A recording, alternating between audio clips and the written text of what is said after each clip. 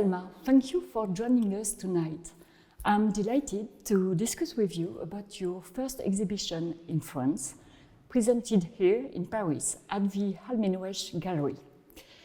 You are a British artist, graduated from the Goldsmiths College, and whose practice has developed a singular pictorial vocabulary built around isolated units of color, in which the notions of frame and flatness, as well as transparency, illusion, and repetition are constantly questioned. Presented here under the title Salon Paintings, in reference to the rich history of artistic movements held in Paris that have marked the history of art, whether le Salon de peinture de l'Académie or le Salon des Refusés, your latest painted works, created through the meticulous addition of thin oil washes on linen canvases, are organized like a myriad of frames arranged in a two-dimensional scenic space, which seem to update the emblematic motif of modernism, i.e. the grid. Yes, all its elements are in fact emphasized, such as the layout, which points towards juxtaposition and modular aspects. Can you describe the origins of this new venture and how did you shape this new project? Thank you, Maud, for the very warm welcome. It's lovely to be here, and thank you to all of those who braved the weather. Yes, so I've been making my grids for a while now, but what really came together with this exhibition, with the Salon Paintings, is really Seriality itself. So through an internal differentiation of serial images set out as such, I'm asking, what does painting do as a field of circulation? With its pronounced frontality and a history all of its own, as you mentioned, the modernist grid gives me an ideal scaffold from where I can explore painting's intrinsic and extrinsic conventions. Mm-hmm. In the Paris salons, as you mentioned, heavy gilt frames separated art from the world beyond. Then when modern art rejected the frame, the exhibition space, the whole world could enter painting. So I'm attempting to straddle this inheritance, to elastically bind histories. And there's lots of other ideas in the work for me as well. For example, Giotto, he used red and green bands of colour surrounding his blue rectangles. And we were discussing as well Vincent's portrait of Père Tanguy. And thank you. Yes, with his background of representations of his Japanese woodcut prints and with their striking climbing space, and how the artist sympathetically renders his, he flattens his sitter in response. Okay, thank you for this answer. Because your paintings reveal an ambiguity that confuses our perceptions. Foreground and background seem to merge, and you create abstract spaces where spatial confusions is allowed to flourish. I think so. Your works require the viewer to participate in order to reveal their nuances. The vibration of colors and optical movements are transmitted through the physical experience, creating a link with the exhibition space. Do you want to use them to question the limits of your medium, paintings, and the illusion it's create? Yes, well, figure ground is a constant preoccupation. yes, I'm referencing the limits of painting, what I refer to as syntax, meaning grammar. So this is very separate as an idea from, say, historical abstraction's notion of unearthing the essence of painting. So syntax accounts for my isolated units of colour, which are then repeatable, and also my diagrammatic framework, where I can sort of pitch my invented language. Yes. So this is going to, if I may, paintings are two-dimensional, suspended, framed rectangles of colour. So my imagery is two-dimensional, suspended, framed rectangles of colour. So it sounds silly, but I'm very sincere. Yes. Yeah, it's like a syntax, as you say. Yeah. Yes. So syntax as a concern was prevalent in early modernist painting, and one of the most notable operations was the theatrical implication of the viewer.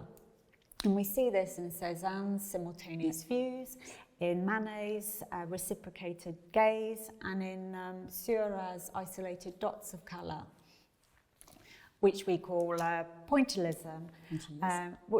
What I find fascinating with Seurat is he doesn't blend colour like every other painter before him. Instead, he isolates colour and uses space around his dots to make his colour glow, with the idea that the viewer is the one who mixes the colour in the eye. And so some scholars refute Seurat, but whether or not his dots create opticality isn't really the thing for me. The fact is he's taking an interrogative stance on painting, and his dots can even leave the realm of the pictorial to cloak the wooden frame. But also me, again.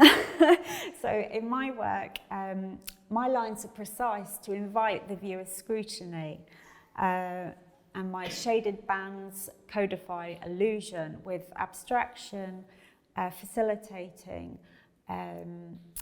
my use of trompe-l'œil for itself. But of course syntax isn't everything, and the viewer certainly doesn't need my analytical journey into art history. The paintings have their own dynamism or not. Some viewers see them as fields from an aerial perspective. You know, I'm fascinated by that impulse to bring a story to the work. Perhaps all we need from attending text such as this is an acknowledgement that paintings incite empathy and that we bring ourselves to every encounter. Thank you. I was wondering, obtained by the meticulous addition of thin oil washes on linen canvases, your painted works are both delicate and translucent, taking on the appearance of drawn or printed surfaces that tends towards the subliminal. Can you talk more about your choice of technique and your relationship with colors, its accumulation on the stratified leveling, and which tends to emphasize, like a true echo, its persistence rather than its presence? Maybe because also in your work, light seems to find refuge in the material and drawing the eyes into a meditative dive. Light seems to be absorbed and then re-emitted. Is your aim to reveal the fragile and immaterial sides of abstract paintings? Yes, so I joke that I make the softest hard edge painting. So, we can think of it in terms of easel painting is transparency, is illusion, is metaphor. is oil and varnish, meticulous detail. And then with modernist painting, we have the literal object with opacity and flatness and new materials and quick, unrefined brushstrokes. So I'm merely responding to that duality. I bond the colour to the linen surface so that you can no longer extract objectness from the work. So after all, despite minimalist discourse conjuring a theoretical rivalry between painting as object and painting as image, images are, of course, both material and immaterial. My surfaces are nuanced, and I can bring that out in colour that's then backlit by the white primer beneath. What you say there, Maud, about echo and the way you describe light as absorbed and re-emitted, that feels like everything. Okay. Another question. By summing up the restricted qualities of minimalist art, your work is fully in line with the art forms that the Almine Rech gallery has been exhibiting since its creation. And how do you characterize your relationship to Peter Halley, for example? Yes, so we now call minimal art sculpture, but it wasn't derived from the history of sculpture, rather it was a reaction against painting. So traditionally art materials are converted by the artist into art. The minimalists forced painting out of, in an attempt to get all of metaphor out of the work of art, painting was expelled as well.